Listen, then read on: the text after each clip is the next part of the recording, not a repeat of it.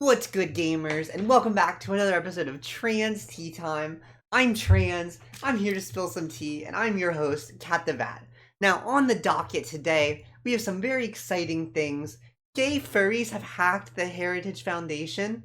Sketch gets exposed for having done gay porons. Forces young men across the country to reevaluate their biases against LGBTQ people and sex workers. A Twitter user gives their thoughts on why men abuse. Let's jump right into it. Gay furries hack the Heritage Foundation. I have a video here to go ahead and give us a brief overview.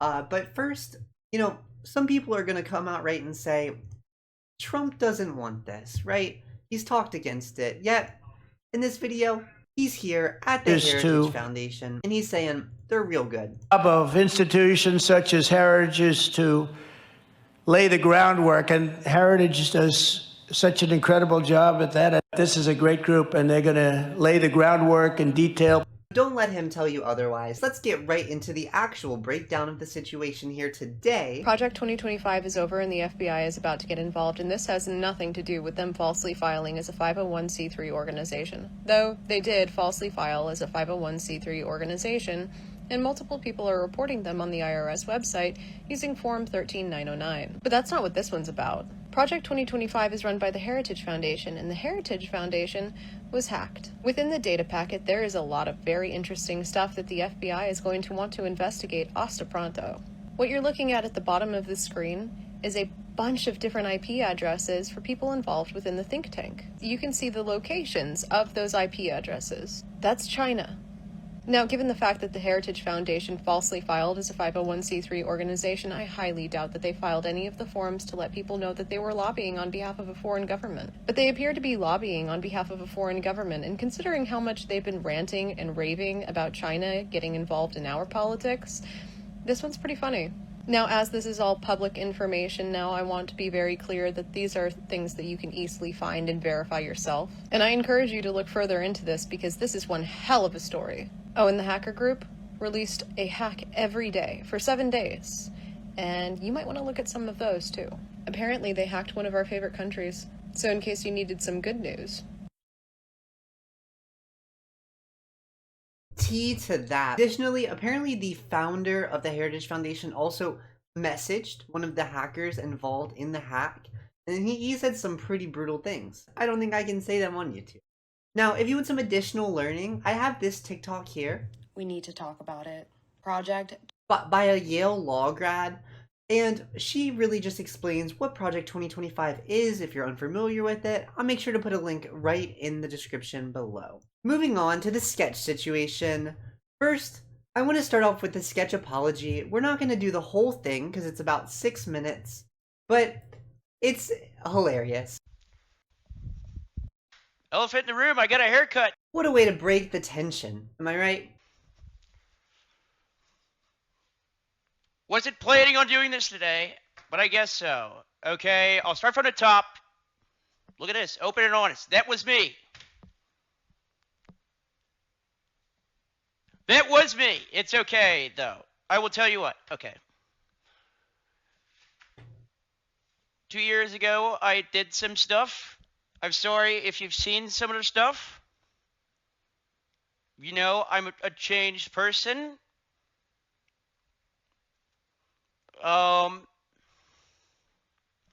This is going worse than I thought it was.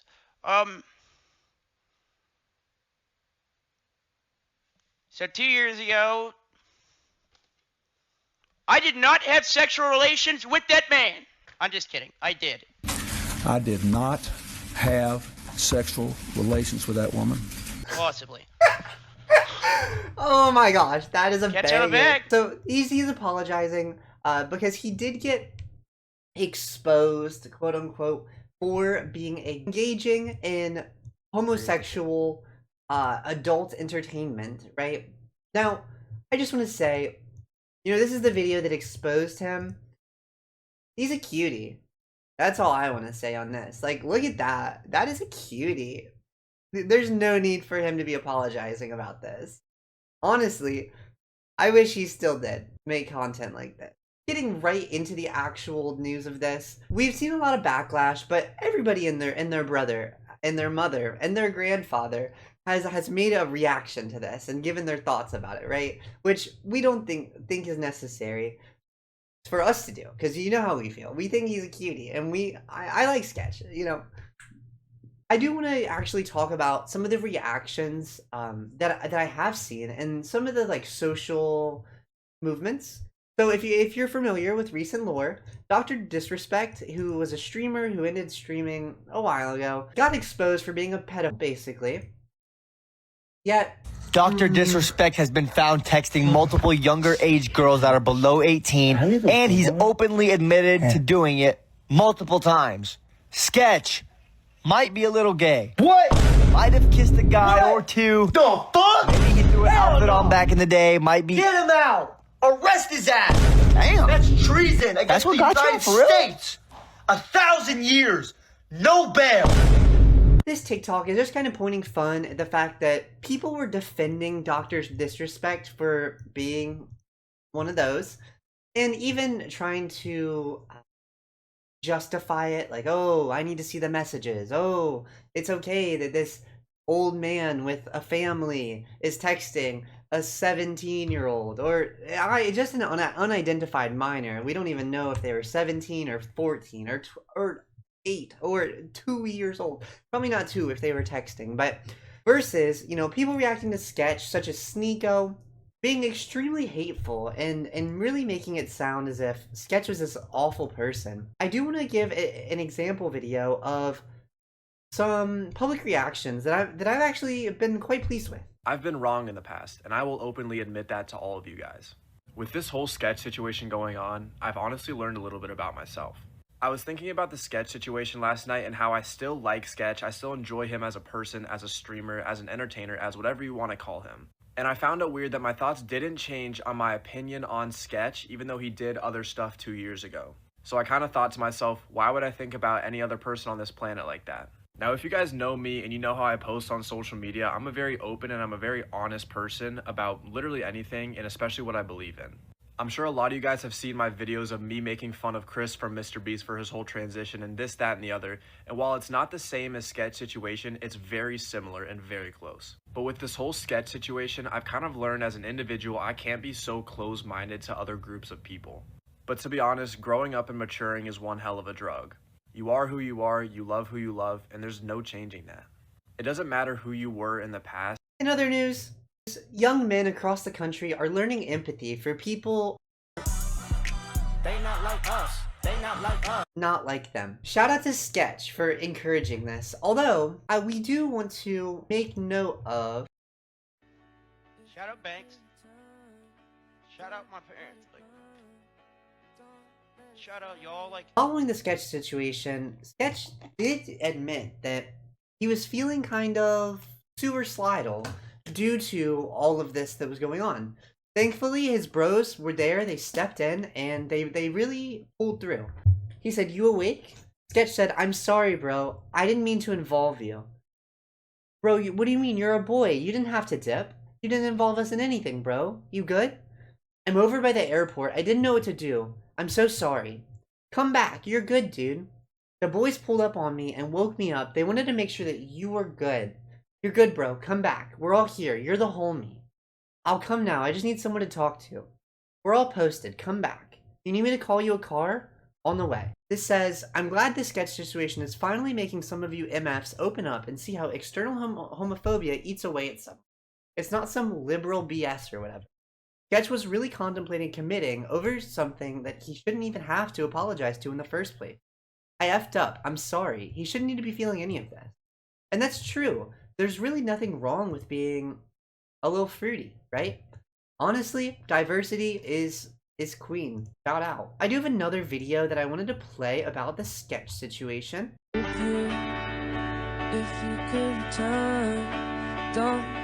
I don't think Sketch was just so endearing he cured people's homophobia.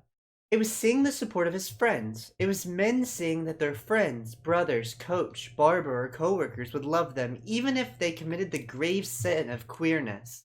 Men live in fear of not being good enough, in fear of failing friends and fathers. The amount of men that felt that "you're good, bro, come back, we're all here, you're the homie" text would astound you. Men kill themselves because they think they're alone, but this showed that they don't have to be, that they can be accepted. Honestly, this whole thing makes me just want to cry. I really do feel bad for Sketch for feeling all of this pressure, although I can extremely relate. There's a reason why so many queer people, trans, gay, all kinds of queer, don't come out, right? And part of this pressure is exactly why they don't. They feel this fear of ostracization, of hurting other people by living authentically, and that's really sad, and it makes me want to cry. But thankfully, Sketch is the GOAT, and people accept him, and it's changing minds. Kind of in relation to all of this, I want to read this Twitter thread about why men abuse by Mallory Moore on Twitter. I don't think men abuse because they are taught to abuse per se. I think men abuse because they are allowed and empowered to abuse. I think it makes a difference. By the standards of what men are taught growing up, I was supposedly subjected to a similar education in gender. And obviously, growing up as a trans girl being bullied for failing to be adequately masculine is not the same as most men. But there's a grain of it where you're still largely disciplined and coerced towards seeing women as alien to you and subordinate. Not just women, but also queer people, also other demographics of people, especially as white people. It's one of the early things I was really severely dysphoric about, being treated as weird for not seeing women as inferior and for feeling angry about women being treated that way and expected to collude in it. My entry into feminism was not really that separate from my inability to see women as fundamentally different to me and be outraged at the way women are expected to put up with so much shoot. Anyway, I don't think that sort of feeling of moral outrage is impossible for men to access. I just think that it's unprofitable for them to access that feeling, or to practically enact the sort of solidarity that such a feeling of outrage would necessarily inspire. Liberal men, conservative men, almost all sorts of men dip into the bank pot of free labor, emotional support, comfort that is extracted from women every day. In little ways because it is simply there for them. In big ways when they engage in disciplinary activity themselves.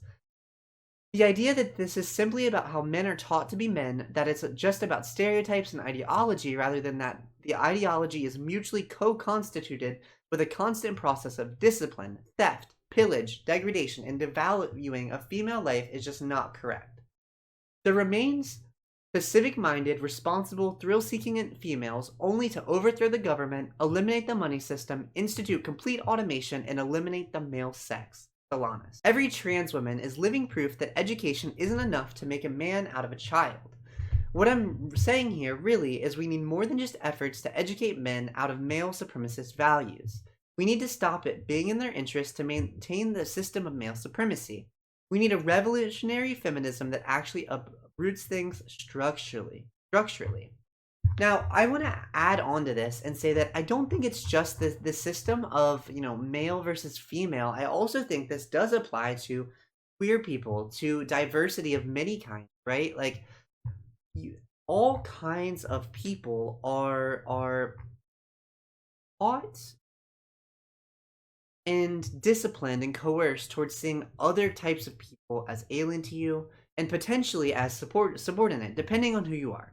Others are going to be, disciplined and coerced towards seeing various groups as ordinate, subordinate, subordinate.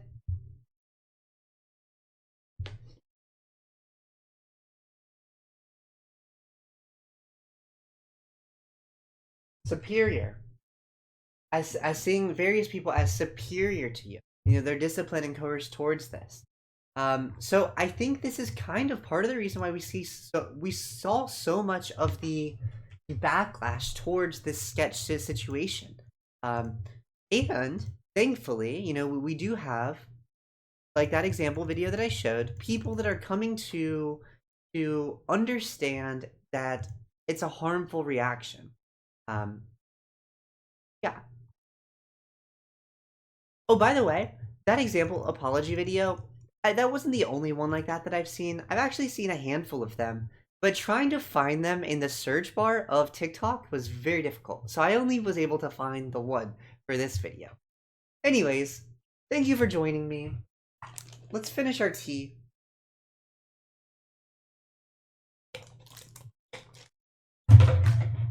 I appreciate you stepping in and watching this with me, and thank you for joining me for episode 2 of Trans Tea Time.